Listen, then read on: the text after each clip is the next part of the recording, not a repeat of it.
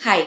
जैसे कि आप जानते हैं कि हम आपको अक्सर उन कंपनीज के बारे में बताते रहते हैं जिन्होंने रिसेंटली डिविडेंड अनाउंस किया हो। आज भी हम आपको 7 ऐसी लार्ज कैप और मिड कैप कंपनीज के बारे में बताएंगे जिनकी एक्स डिविडेंड डेट जून में है।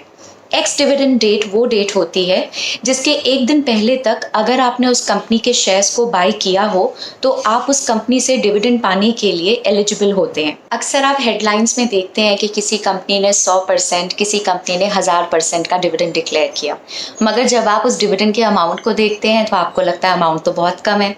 उसका रीज़न ये है कि जब भी कोई डिविडेंड डिक्लेयर होता है तो वो डिविडेंड हमेशा शेयर की फेस वैल्यू पे डिक्लेयर होता है। फेस वैल्यू वो वैल्यू होती है जिसके ऊपर पहली बार शेयर इशू किए जाते हैं, फर्स्ट टाइम। तो जब आप फेस वैल्यू से कंपेयर करते हैं डिविडेंड को तो आपको क्लियर पिक्चर नहीं मिल पाती है। अगर आपको बेटर पिक्चर चाहिए डिविडेंड के बारे में तो आपको डिविडेंड यील्ड के बारे में पता लगाना चाहिए। डिविडेंड यील्ड को कैलकुलेट किया जाता है डिविडेंड पर शेयर को उसकी मार्केट वैल्यू से डिवाइड करके। ये एक बेटर मेट्रिक है ये जानने के लिए कि कंपनी कितना डिविडेंड दे रही है। हमने इस लिस्ट में सिर्फ उन लार्ज कैप और मिड कैप कंपनीज को कवर किया है जिनका डिविडेंड यील्ड 1% से ज़्यादा है। हम इस लिस्ट को ascending order of dividend yield में प्रेजेंट करेंगे, यानी कि जिस कंपनी का डिविडेंड यील्ड सबसे ज़्यादा है उसको हम एंड में कवर करेंगे। तो चलिए स्टार्ट करते हैं आज का डिविडेंड अलर्ट। पहली कंपनी है Torrent power. Torrent power generation, distribution और ट्रांसमिशन बिजनेस में है। इस कंपनी ने 5.5 रुपीज़ पर शेयर का डिविडेंड डिक्लेयर किया है और इसका डिविडेंड यील्ड 1.28% तक बनता है। इसकी एक्स डिविडेंड डेट है 24 जून की, यानी कि 23 जून तक अगर इस कंपनी का शेयर आपके पास होगा तो ही आपको इसका डिविडेंड मिल पाएगा। दूसरी कंपनी है Tata chemicals. Tata chemicals mainly inorganic chemical products को मैन्युफैक्चर करती है और ये एक मिड कैप स्टॉक है। टाटा केमिकल्स ने 10 रुपीज़ पर शेयर का डिविडेंड डिक्लेयर किया जिसकी डिविडेंड यील्ड 1.41% तक बनती है। इसका एक्स डिविडेंड डेट 14 जून का है। तीसरी कंपनी है Nippon life India asset management.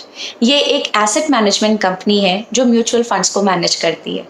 इसने 5 रुपीज़ पर शेयर का डिविडेंड डिक्लेयर किया जिसकी डिविडेंड यील्ड 1.44% तक बनती है। ये एक लार्ज कैप स्टॉक है और इसकी एक्स डिविडेंड डेट है 10 जून की। चौथी कंपनी है सुप्रीम पेट्रोकेम। सुप्रीम पेट्रोकेम अलग अलग तरह के पॉलीमर्स मैन्युफैक्चर करती है जो अलग अलग इंडस्ट्रीज़ में यूज़ होते हैं। इस कंपनी ने 12.5 रुपीज़ पर शेयर का डिविडेंड डिक्लेयर किया जिसका डिविडेंड यील्ड 1.67% तक बनता है। इसका एक्स डिविडेंड डेट है 25 जून का। फिफ्थ कंपनी है Tata steel. Tata steel Asia की सबसे पहली इंटीग्रेटेड प्राइवेट स्टील कंपनी है। इस कंपनी ने 25 रुपीज़ पर शेयर का डिविडेंड डिक्लेयर किया जिसकी एक्स डिविडेंड डेट है 17 जून की। अपने करंट मार्केट प्राइस के हिसाब से इसका डिविडेंड यील्ड 2.26% का बनता है। सिक्स्थ कंपनी है Tata investment corporation. Tata investment corporation एक नॉन बैंकिंग फाइनेंशियल कंपनी है और ये एक मिड कैप स्टॉक है। इस कंपनी ने 24 रुपये पर शेयर का डिविडेंड डिक्लेयर किया जिसकी एक्स डिविडेंड डेट है 16 जून की और इसकी डिविडेंड यील्ड बनती है 2.27% तक। सेवेंथ कंपनी है बीपीसीएल। बीपीसीएल इंडिया की leading oil and gas company है और ये एक लार्ज कैप स्टॉक है। बीपीसीएल के बोर्ड ने 58 रुपीज़ पर शेयर का डिविडेंड अप्रूव किया है। इसके हिसाब से इसकी डिविडेंड यील्ड बनती है 12.28% की। इस डिविडेंड की एक्स डिविडेंड डेट अभी तक सेट नहीं हुई है, लेकिन बीपीसीएल की एनुअल जनरल मीटिंग में इस डिविडेंड के डिक्लेयर हो जाने के बाद ये 30 डेज के अंदर पे हो जाएगा। इसके पहले बीपीसीएल ने 21 रुपये पर शेयर का इंटरम डिविडेंड भी पे किया था। तो ये थी वो 7 कंपनीज जिन्होंने रिसेंटली डिविडेंड डिक्लेयर किया है और जिनकी एक्स डिविडेंड डेट जून में है।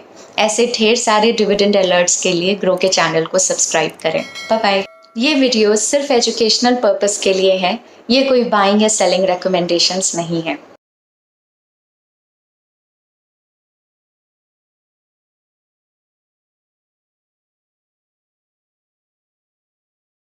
Investment in securities market are subject to market risks. Read all the related documents carefully before investing. Please read the risk disclosure documents carefully before investing in equity shares, derivatives, mutual fund, and or other instruments traded on the stock exchanges.